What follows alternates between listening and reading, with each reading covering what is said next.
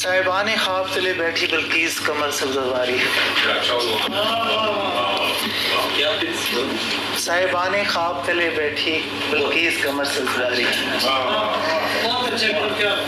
بہت شکریہ جی. ایک ماں ادب سے وابستہ ہو یا نہ ہو، وہ ہمیشہ اپنے پھولوں کو ایک گلشن میں دیکھنے کی خواہش مند ہوتی ہے.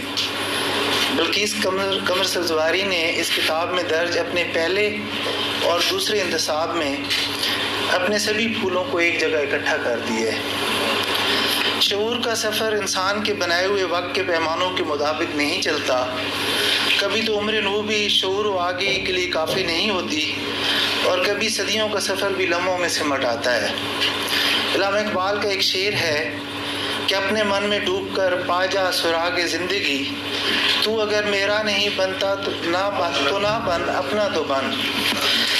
بلقیس قمر سبزواری صاحبہ نے بھی صاحبان خواب کے تلے زمین پر موجود اپنے من میں ڈوبی سراغ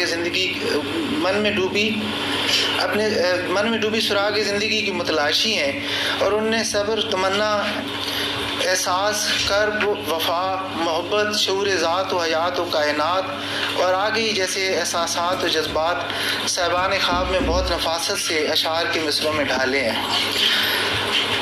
ہم تو بہت قریب رہے آفتاب سے، ایک صاحبان خواب بچاتا رہا ہمیں، اور جھکتا رہے زمین کے جو ہر سوال پر ہے انتظار ہم کو اسی آسمان کا. کوئی کتنا بھی سمجھدار، عالم فاضل اور توجہ سے کلام سننے والا کیوں نہ ہو، کلام کا اصل مطلب اور مفہوم بعض مرتبہ اس کی گرفت سے باہر رہ جاتا ہے. مانوس اور غیر مانوس احساسات و جذبات سے مزین شاعری کی یہ کتاب ایک ایسا آئینہ ہے جو جلوہ آگہی سے آشنا ہے. آگہی ایک ایسی خوبی ہے جو کسی خواب کے بکھرنے پر ہستی کے انجام کا سوچ کر ہنسنے پر مجبور کر سکتی ہے. لیکن یہ بھی ایک زندہ حقیقت ہے کہ کچھ لوگ صرف آگہی کا اشتہار ہی لیے پھرتے ہیں. ان کا آگہی سے دور دور تک کوئی واسطہ نہیں ہوتا. انسان کے احساسات و جذبات اور ان کی بدولت کیے جانے والے تجربات ہی اس کو شعور و آگہی سے روشناس کرانے میں اہم کردار ادا کرتے ہیں، وگرنہ تو انسان ایک مٹی کا بت ہی ثابت ہو سکتا ہے. زرد موسم، نقش انسان اور شام غریب کے بعد صاحبان خواب تک کا سفر کرنے والی یہ شاعرہ زندگی کے مختلف ادوار سے ہوتی ہوئی روداد زیست بیان کر رہی ہیں. انسان اپنی سوچوں میں جتنا بااختیار ہے، بہت سے معاملات میں اتنا ہی وہ بے بس ہے، کیونکہ اس کو رہگانی کا احساس شعور کی ہر اگلی منزل پر ستاتا ہے. وہ دریافت کرتے کرتے، کھوج لگاتے لگاتے اپنی ہی آگے کے ہاتھوں زخمی ہو کر بہت سے حقائق سے واقفیت حاصل کرتا ہے، اور سوچ کے حساب سے آج تک کون چل پایا ہے. یہی احساس ادب تخلیق کراتا ہے. یہی احساس بہت سے شعراء و ادباء کی تخلیقات میں جھلکتا ہے، اور یہی وجودی کرب صاحبان خواب میں بھی اپنا نظارہ دکھا رہا ہے. بلقیس قمر سبزواری کی شاعری پڑھ کر یہ احساس غالب آتا ہے کہ ہماری زندگی کی معیارات چند کامیابیاں حاصل کرنے کی تگ و دو سے آگے کا سفر ہے. زندگی رکھتی نہیں سب کے لیے یکساں احساس، یہ کہیں گل ہے، کہیں سایہ، کہیں پرواز. اور ایک عمر بسر کر کے یہی مجھ پہ کھلا راز ہے، پاس جو دل کے میرے بیگانہ یہی ہے. اور ان پستیوں کو دیکھ کے جھکتا ہے آسماں، ہم بھی اسی خیال سے محو زمیں رہے. حیران قمر ہوں ساری حقیقت کو جان کر، آخر خیال و خواب پہ کتنا یقین رہے. بلقیس قمر سبزواری اپنی واردات قلبی کو شاعرانہ کالم میں ڈھالنے کا ہنر بخوبی جانتی ہیں. ان کی شاعری پڑھ کر یہ محسوس ہوتا ہے کہ سوئے درون نے جب بھی انہیں بے قرار کیا، خود بخود جذبات و احساسات موزوں ہوتے چلے گئے. ان کے بہت سے اشعار ایسے ہیں جو تازگی اور مضامین کی بالیدگی کا احساس دلاتے ہیں. انہوں نے اپنی عرض داشت میں زندگی کی مصروفیات اور دھوپ چھاؤں کا تذکرہ کیا ہے. شاعری پڑھ کر حیرت ہوتی ہے کہ تمام مصروفیات اور مشاغل کے ساتھ ساتھ اتنی اچھی اور سچی شاعری کیسے وجود میں آ گئی. رنگ انسانی زندگی میں بنیادی اہمیت کے حامل ہیں. رنگ کائناتی ہوں یا جذباتی یا طرز فکر کے، یہ حقیقت ہے کہ رنگوں کی بدولت اس کائنات اور انسانی شخصیات میں تنوع ہے۔ بلقیس قمر کی شاعری میں بھی یہی مختلف رنگ نظر آتے ہیں، کیونکہ ان کی شاعری یک رخی یا یک رنگی نہیں ہے۔